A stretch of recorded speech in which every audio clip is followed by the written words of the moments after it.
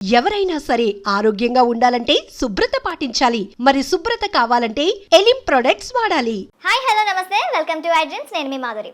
Sugar వ్యాధి మనకి ఇప్పుడు తరచూ కూడాను 30 ఏళ్ళు నిండిన వాళ్ళలో ఎక్కువగా బాధిస్తున్న వ్యాధి. మరి ఈ వ్యాధిని నియంత్రించుకోవచ్చా? ఒకవేళ వచ్చిన తర్వాత దీన్ని ఎలా కంట్రోల్ చేసుకోవాలి?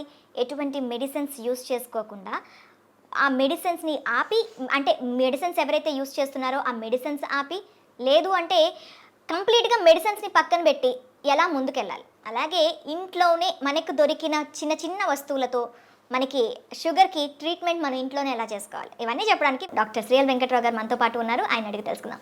నమస్తే సార్. నమస్తే డాక్టర్ గారు, షుగర్ వ్యాధి ఇప్పుడు 30లో పడ్డారు అంటే వాళ్ళకి మ్యాక్సిమంగా కనిపిస్తున్న ఒక వ్యాధి. అది ఏంటి అంటే జీవన శైలిలో బీపీ షుగర్లు ఎలా అయిపోయాయి అంటే, ఒక బీపీయా షుగరా ఓకే అది కామన్, జలుబు దగ్గు ఎలా వస్తుందో అవి కూడా అంత కామన్ అయిపోయాయి. కాకపోతే అవి లాంగ్ టర్మ్లో మనిషి శరీరం పైన, మనిషి ఆరోగ్యం పైన తీవ్ర ప్రభావం చూపిస్తున్నాయి. మరి అయితే షుగర్ వ్యాధికి సంబంధించి మనకి రివర్స్ షుగర్ని ఎలా చేసుకోవాలి, అలాగే షుగర్ వ్యాధిని ఒక్కసారి మనం డయాగ్నోస్ చేసిన తర్వాత దానికి ఎలాంటి రెమెడీస్ యూస్ చేయాలంటారు? షుగర్ అనేది అది అసలు జబ్బే కాదు, మనం కొనుక్కు తెచ్చుకుందే. మన పూర్వీకులు ఒక తరం ముందుకెళ్తే చక్కగా నడిచేవారు. ఆటోలు లేవు, బస్సులు లేవు, నడిచేవారు. నడిచినంతకాలం షుగర్ లేదు కదా. పోయి నడితో పాటు సైకిల్ దొక్కేవారు. అసలు ఇప్పుడు ఎవరైనా సైకిల్ దొక్కేవాళ్ళు ఉన్నారా? గ్రామాల్లో కానీ పట్టణాల్లో కానీ ఎవరైనా సైకిల్ దొక్కేవాళ్ళు ఉన్నారా? అంతే, ఎక్కడము. చివరికి రైతులు, వ్యవసాయ కూలీలు కూడా ఇంటి దగ్గర బయలుదేరి పొలం గట్టు దాకా బైక్ మీద వెళ్ళటం, ఇంకా ధనిక వర్గాలు అయితే కారులో వెళ్తాం. మరి ఇంకా వ్యాయామం ఎక్కడుంది? అంటే మనం కొనుక్కు తెచ్చుకుంది కదా. వ్యవసాయ కూలీలు గతంలో ఇంటి దగ్గర నుంచి పొలం వరకు నడిచి వెళ్ళేవారు. ఈ రోజున వ్యవసాయ కూలీలు ఏమంటున్నారు? అయ్యా ఆటో పెట్టండి, ఆటోలో ఎక్కొస్తామంటున్నారు. అంటే పొలం దాకా ఊరు నుంచి వాళ్ళ ఇంటి నుంచి ఆటోలో, ఆటో కాకపోతే ట్రాక్టర్ పెట్టమంటున్నారు. ట్రాక్టర్ దాంట్లో టైలర్లో ఎక్కి వెళ్తున్నారు, నడకలేదు. కనుక ఒకప్పుడు షుగర్ అంటే ఇదేదో ధనిక వర్గాలకు మాత్రమే వచ్చేది అనుకున్నారు. ఇవాళ కడు పేదలకి, నిరుపేదలకి, కూలీలకు, వ్యవసాయ కార్మికులకు వస్తూ ఉంది. ఎందుకంటే వాళ్ళ అంటే పనులు చేయటంలా 30 ఏళ్ళలోనే కాదు సార్, అంతకన్నా తక్కువ ఉన్న ఏజ్ ఉన్న వాళ్ళకి కూడాను ఇప్పుడు షుగర్ అనేది కనిపిస్తుంది. అంటే గరిష్టంగా 30 ఏళ్ళు అనేది ఒక ప్రామాణికం. ఇప్పుడు శ్రామిక వర్గానికి రాదు, ఇది పేదవాళ్ళ జబ్బు కాదు, అబ్బా కోటీశ్వర్ల జబ్బు అనుకునేవారు, అందుకే షుగర్ అనేవారు. ఇప్పుడు ఏమైంది? మరి కూలి పని చేసుకునే వాళ్ళకి కూడా వస్తుంది. ఎందుకు వస్తుంది? ఇంతకుముందు ఏదైనా తవ్వాలంటే చేతిలో పార ఉండేది, పలుగు ఉండేది, గడ్డపార పలుగు ఉండేది. ఇవాళ బరువులు మోసేవారు. ఇప్పుడు ఏమీ లేదు, బరువులు ఎత్తాలంటే మిషనం, చేత్తో బరువులు ఎత్తే పని లేదు. వ్యవసాయ పనులన్నీ కూడా యాంత్రీకరణ జరిగింది. అందువల్ల మనం శారీరక శ్రమ లోపించడం వల్ల ఈ షుగర్ ఎక్కడ చూసినా, ఏ ఇంట్లో చూసినా, పట్టణాలు లేదు, నగరాలు లేదు, ధనిక వర్గాలు, పేద వర్గాలు అందరికీ వచ్చేస్తూ ఉంది. ఈ షుగర్ వ్యాధి బరువు అధికంగా ఉన్న వాళ్ళకి వస్తుంది. ఓకే, కనుక బరువుకి షుగర్కి లింక్ ఉంది. బరువు అధికంగా ఉన్న ప్రతి ఒక్కరూ కూడా థైరాయిడ్ గ్రంథి ఏమైనా సరిగా పనిచేస్తుందా లేదా తెలుసుకోవాలి. కనుక thyroid test T3, T4, TSH అనే పరీక్ష విధిగా చేయించుకుని, థైరాయిడ్ లోపం ఉన్నప్పుడు థైరాయిడ్ ట్యాబ్లెట్లు వాడితే బరువు తగ్గుతారు. అంటే డయాబెటిక్స్ ఉన్న వాళ్ళందరికీ థైరాయిడ్ వచ్చే అవకాశాలు ఉంటాయంటారా సార్? అంటే ఇప్పుడు ఎట్లయితే షుగరు, బీపీ అన్నదమ్ములో బరువు అధికంగా ఎవరైనా ఉన్నా చాలామంది చెప్తారు, నేను గుప్పిడి అన్నమే తింటానండి, ఇంతలా ఉన్నానేంటి అంటారు. గుప్పిడి అన్నము ఇంతలా ఉండడానికి కారణం ఏంటంటే థైరాయిడ్ గ్రంథి సరిగా పనిచేయటం లేదు. కనుక బరువు తగ్గటం అనేది షుగర్ నియంత్రణకు చాలా కీలకము. థైరాయిడ్ చేయించాం, నార్మల్ ఉంది, దాంట్లో సమస్య లేదు. అప్పుడు బరువు తగ్గడానికి ప్రకృతి ప్రసాదించిన మహాబీర విత్తనాలు అని ఉన్నాయి. ఇవి వన తులసి గింజలు. రాత్రిపూట ఒక స్పూను గింజలను గ్లాసు నీళ్ళల్లో నానబెట్టి, రాత్రంతా నానిన తర్వాత ఉదయం పరగడుపున ఈ గింజలు నీళ్లు కలిపి తాగేస్తే చక్కగా బరువు తగ్గుతారు. బరువు తగ్గితే నిదానంగా షుగర్ కూడా తగ్గిపోతుంది. బరువుకి షుగర్కి లింక్ ఉంది. తర్వాత ఈ మధ్యకాలంలో చిన్న పిల్లలకి యుక్త వయసులో కూడా షుగర్ వస్తుంది. దాన్ని టైప్ 1 డయాబెటీస్ అంటారు. ఆ టైప్ 1 డయాబెటీస్ అనేది మందులు లేకుండా దాన్ని నియంత్రించడం కష్టం. చిన్న వయసులో వచ్చే షుగర్ వ్యాధికి ఇన్సులిన్ తప్పదు. అది ఇన్సులిన్ ఆధారిత షుగర్ అంటారు. అయితే అదృష్టవశాత్తు 100 మందికి షుగర్ ఉంటే 90 మందికి ఈ టైప్ 2 డయాబెటీస్ అంటే 40 ఏళ్ళు దాటి బరువు ఎక్కువ ఉన్న వాళ్ళకి వస్తూ ఉంటుంది. ఓకే. ఆ విధంగా బరువు నియంత్రణ ముఖ్యం. ఆహార నియమాలు 1983లో అన్న ఎన్టీ రామారావు ముఖ్యమంత్రి కాకముందు ఉత్తరాంధ్రలో, రాయలసీమలో, తెలంగాణలో ప్రజలంతా ఏం తినేవారు? రాగి, జొన్న, సజ్జ, కొర్రలు, అరిగెలు, సామెలు, ఊదలు. ఇవి తిన్నంత కాలము ఈ షుగర్ వ్యాధి అడ్రస్ ఉండేది కాదు. అన్న ఎన్టీఆర్ ఏం ఆలోచించాడు? ధనిక వర్గాలే బియ్యం తింటున్నారు, పేదోళ్ళంతా ఈ గింజలు, ఈ చిరుధాన్యాలు తింటున్నారు. ఇప్పుడు చిరుధాన్యాలు చాలా చౌకగా ఉండేవి. ఇప్పుడు చిరుధాన్యాల గురించి అవగాహన కలిగి చిరుధాన్యాల రేటు మంటెత్తిపోతా ఉంది. బియ్యం రేటు కంటే 4 రెట్లు ఉంది. ఆ రోజుల్లో పేదవాళ్ళు తర్వాత కిలో బియ్యం ఖరీదు 10 రూపాయలు ఉంటే ఇవి కిలో రూపాయి 2 రూపాయలు ఉండేది. ఆయన పెద్ద మనసుతో సమానత్వం కావాలి, పేదవాడికి కూడా బియ్యం ఇవ్వాలని కిలో 2 రూపాయల బియ్యము, ఇక తదుపరి పోటీ పడి కిలో రూపాయి బియ్యం. ఇవాళ మోడీ గారు అయితే ఆయన ఉచితంగా ఇస్తున్నాడు.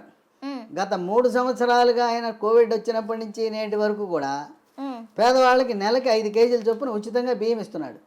ఈ బియ్యం తింటున్నాం, చక్కగా షుగర్ని పెంచుకుంటున్నాం. బియ్యము మానేస్తే పోనీ బియ్యం తిన్నారంటే పూర్వకాలం దంపుడు బియ్యం ఉండేది. ఇవాళ రోళ్ళు లేవు, రోకళ్ళు లేవు, దంపుడు లేదు. ఆ దంపుడు బియ్యం అసలు ఎక్కడ కనపడటం అంటే మార్కెట్లో లభిస్తున్నాయి దంపుడు బియ్యం, కొంచెం ఖరీదు ఎక్కువ.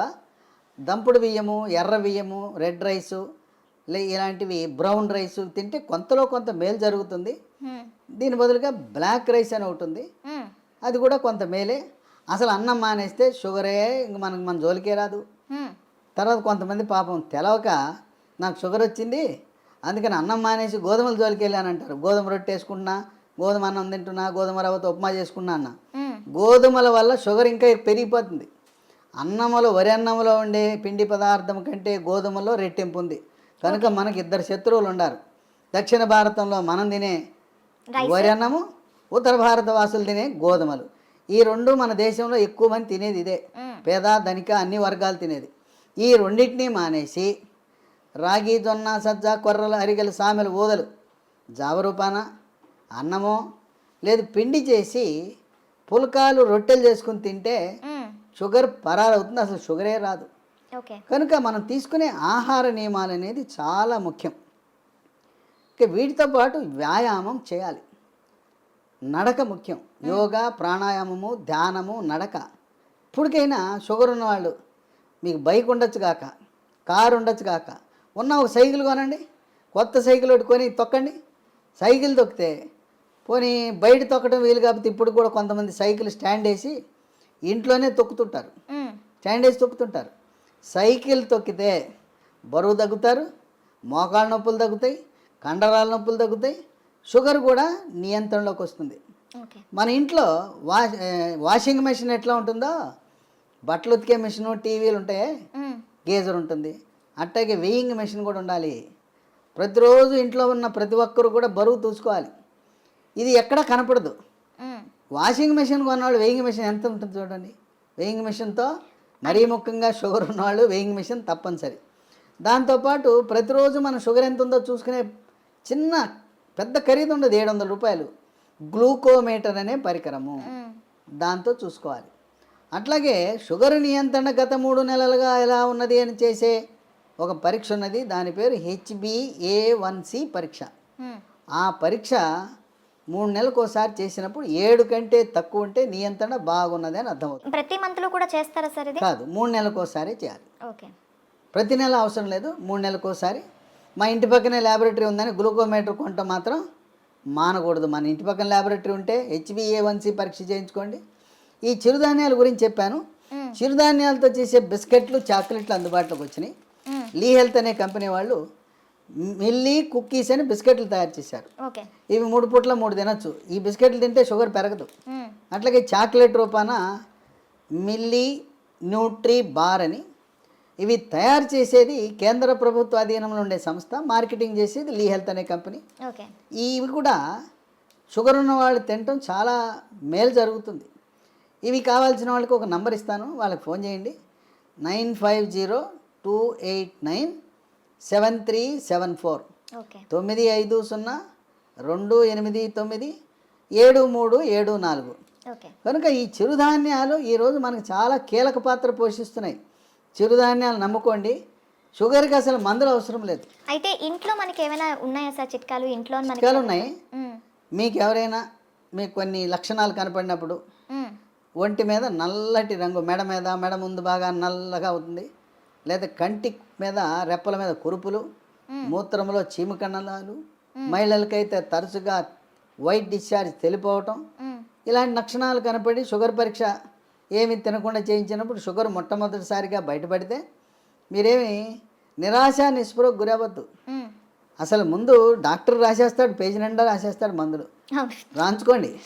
ఆయన కొనమంటే సార్ డబ్బులు లేవండి తర్వాత కొంటానండి, ఎందుకంటే డాక్టర్ రాసి ఇచ్చినాక నా మందుల షాప్ ఉంది అక్కడే కొని అంటాడు. మీరు ఆయన ఎందుకు ఇబ్బంది పెట్టడం? నేను వాడనంటే బాధపడతాడు. డాక్టర్ రాసిస్తాడు, మీరు వాడద్దు, మందులు కొనద్దు, డబ్బులు లేవని చెప్పండి, అప్పు ఇస్తానంటే అప్పు తీసుకోనని చెప్పండి. అసలు మందులే అవసరం లేదు.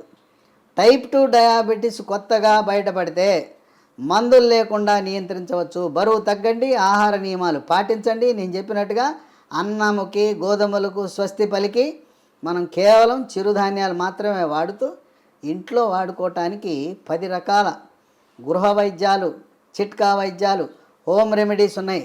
10 అవసరంలా. మీకు నచ్చినవి మెచ్చినవి 1, 2, 3 చూసుకోండి. మీకు ఏది బాగుంటే వాడండి. బ్రహ్మాండంగా ట్యాబ్లెట్లు లేకుండా, ఇన్సులిన్ లేకుండా 100కి 100 పాళ్ళు షుగర్ నియంత్రణ అవుతుంది. అంతేకాదు మాకు తెలవకుండా పిచ్చాళ్ళలాగా మేము మొదలెట్టేసామండి, డాక్టర్ గారు రాసి ఇచ్చాడు, గత 3 ఏళ్ళగా 4 ఏళ్ళగా మేము వాడుతున్నామంటే 5 సంవత్సరాలుగా ట్యాబ్లెట్ వాడుతున్న వాళ్ళకు కూడా షుగర్ని రివర్స్ చేయొచ్చు, డయాబెటీస్ని రివర్స్ చేయొచ్చు. ఇది వైద్య పరిశోధనలో నిర్ధారించడం జరిగింది. ఇక 15-20 ఏళ్ళు ఉంటే డోస్ తగ్గించవచ్చు, ట్యాబ్లెట్ల డోస్ తగ్గించవచ్చు, ఇన్సులిన్ డోస్ తగ్గించవచ్చు, కానీ పూర్తిగా మానలేం. గృహ వైద్యాలు 10 ఉన్నాయి. మొట్టమొదటిది తమలపాకు. పొద్దున ఒక 2 తమలపాకులు, రాత్రి ఒక తమలపాకులు ఉట్టిది నవలాలి, దాంట్లో ఏం వేసుకోకూడదు. ఇక 2 మెంతిపొడి. ఉదయం 1 స్పూన్ మెంతిపొడి, రాత్రి 1 స్పూన్ మెంతిపొడి నీళ్ళలో కలుపుకొని తాగాలి. ఇక మెంతులు రాత్రిపూట నానబెట్టి నానిన మెంతులను నవిలేస్తూ ఆ నీళ్ళను కూడా తాగుతారు కొంతమంది. ఇదే కాకుండా మెంతులు 250 గ్రాములు, వాము 100 గ్రాములు, నల్ల జీలకర్ర 50 గ్రాములు.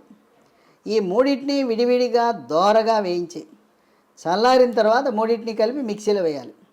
పొడిని ఒక సీసాలో పెట్టుకుని ఉదయం 1 స్పూను, రాత్రి 1 స్పూను, అంటే దీంట్లో వేయవలసింది మెంతులు 250 గ్రాములు, వాము 100, జీలకర్ర మామూలు జీలకర్ర కాదు, నల్ల జీలకర్ర 50 వాడితే కొంచెం చేదు ఉంటుంది కానీ బ్రహ్మాండంగా పనిచేస్తుంది. కేవలం మెంతిపొడే కాకుండా ఈ 3 కలిపితే ఇక ఏ ట్యాబ్లెట్ అవసరమే ఉండదు. ఇక 3 ఇన్సులిన్ మొక్కలు దొరుకుతాయి. ఉదయం 1 కానీ 2 కానీ మీ అవసరాన్ని బట్టి గ్లూకోమీటర్ పరీక్షను బట్టి ఉదయం 1, 2 ఆకులు, రాత్రి 2 ఆకులు నవిలేయటమే. ఇంట్లో మొక్కలు పెట్టుకోండి, కుండీలో కూడా పెట్టుకోవచ్చు. నేల లేకపోయిన వాళ్ళు, అపార్ట్మెంట్ వాళ్ళు కూడా కుండీలో పెట్టుకోండి, ఇన్సులిన్ మొక్కను పెంచుకోండి, అవి మీ షుగర్ని నియంత్రిస్తాయి. ఇక 4 మన గ్రామాల్లో ఎక్కడ చూసినా జామ ఆకులు ఉంటాయి, జామ చెట్లు ఉంటాయి. జామ ఆకులు ఒక 8 ఆకులు తీసుకుని ఓ 1/2 లీటర్ నీళ్ళు తీసుకుని దాన్ని గ్యాస్ స్టవ్ మీద పెట్టి మూత పెట్టి సిమ్లో పెట్టి 1/2 గంట కాయాలి. జామ ఆకుల రసం నీళ్ళలో దిగి తెల్లగా ఉండే నీళ్లు కొంచెం గోధుమ రంగులోకి మారుతాయి. అవి ఉదయము రాత్రి జామ ఆకుల ఈ రసాన్ని తాగితే బ్రహ్మాండంగా నియంత్రించబడుతుంది.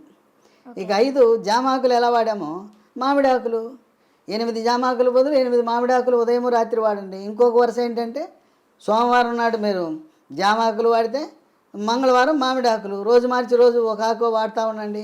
లేదు ఇంకా కావాలంటే 3వ రోజు ఇన్సులిన్ ఆకులు వాడండి.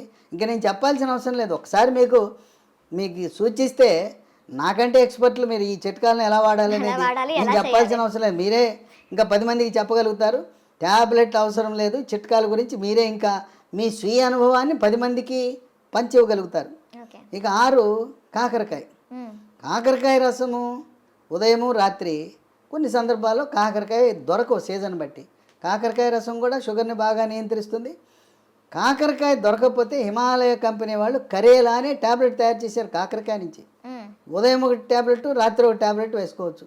అమ్మో మెంతిపొడి నేను తినలేకపోతున్నానండి, చేదుగా ఉంటుందని అనే వాళ్ళకి ఇదే హిమాలయ కంపెనీ వాడు మేతి అని ఒక టాబ్లెట్ తయారు చేశాడు, దాని పేరు మేతి. కంప్లీట్గా మనకి ఆయుర్వేద ప్రోడక్ట్స్ ఇవి. అది పొద్దున ఒక టాబ్లెట్, రాత్రి ఒక టాబ్లెట్, మెంతుల నుంచి చేసిన టాబ్లెట్ వేసుకుంటే షుగర్ నియంత్రణ జరుగుతుంది.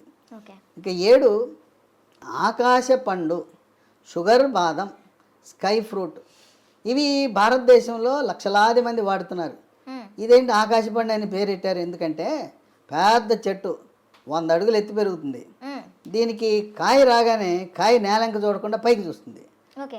ఆ కాయ పైకి చూస్తుంది కనుక దీని ఆకాశం వెంక కాయ చూస్తుంది కనుక ఆకాశ పండు అని. ఇది షుగర్ని తగ్గిస్తుంది కనుక షుగర్ బాదం అని పెట్టారు. ఇవి గింజలు లభిస్తాయి, 2 గింజలు, పొద్దున ఒక గింజ, రాత్రి ఒక గింజ.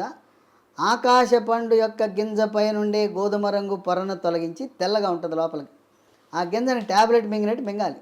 అది ఏమన్నా నవిలారా, కషాయమే, అంత చేదు అధికంగా ఉంటుంది. దీనివల్ల అనేక మంది ప్రయోజనం పొందారు. ఇక 8 పన్నీర్ పూలు విత్తనాలు అని ఉంటాయి. వీటిని 15 విత్తనాలు రాత్రిపూట ఒక గ్లాసు నీళ్ళలో వేసి నానబెట్టాలి. పొద్దున్నే చింతపండు నుంచి మనం పులిహార చేసుకోవడానికి చింతపండు రసం ఎలా తయారు చేస్తాం, పిసుకుతామా, అలా గింజలను పిసికేస్తే రసం వస్తుంది. రసం వచ్చిన తర్వాత వడపోసి ఆ నీళ్లు తాగితే బ్రహ్మాండంగా పన్నీర్ పూలు ఈ రసంతో కూడా షుగర్ నియంత్రణ బాగా జరుగుతుంది. 9 పనస పొడి, దోరగా పండింది.